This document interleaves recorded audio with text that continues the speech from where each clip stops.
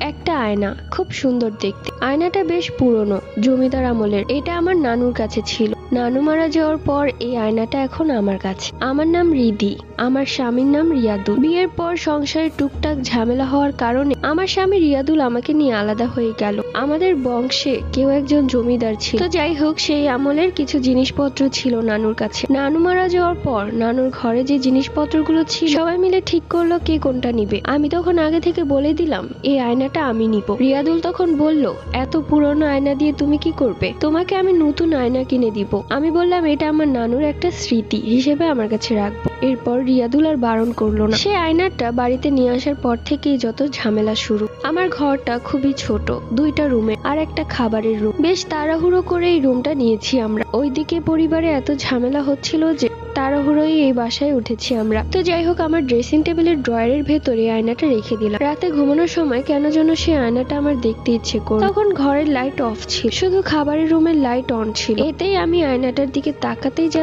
দেখলাম তা দেখে আমার গায়ের রক্ত হিম হয়ে গেল। আমি দেখলাম সে আয়নার ভেতর একটা যুবতী মেয়ে দাঁড়িয়ে আছে, যার চোখ দুটো লাল জ্বলছিল। আমি এক চিৎকার দিই, হাত কাঁপছিল। সাথে সাথে আমার হাত থেকে আয়নাটা মাটিতে পড়ে ভেঙে গেল। রিয়াদুল তখন ওই রুম থেকে দৌড়ে এলো। কি হয়েছে? এসে দেখলো আমি ভয়ে থরথর করে কাঁপছি এবং আয়নাটা নিচে পড়ে ভেঙে গেছে। রিয়াদুল তখন আয়নাটা তুললো এবং দেখলো আয়নাটা একদম ঠিক আছে। আমি তো অবাক, একটু আগে আমি কাঁচ ভাঙার শব্দ শুনেছি, অথচ আয়নার কাছে কোনো স্ক্র্যাচ নেই। তাহলে এই কাঁচ ভাঙার শব্দটা কোথা থেকে এলো? রিয়াদুল তখন এক গ্লাস পানি খাইয়ে দিয়ে বলল, তুমি হয়তো খারাপ স্বপ্ন দেখেছো। কিন্তু আমার মনে খটকা লেগেই আছে। পরদিন সকালবেলা রিয়াদুল কাজে চলে গেল।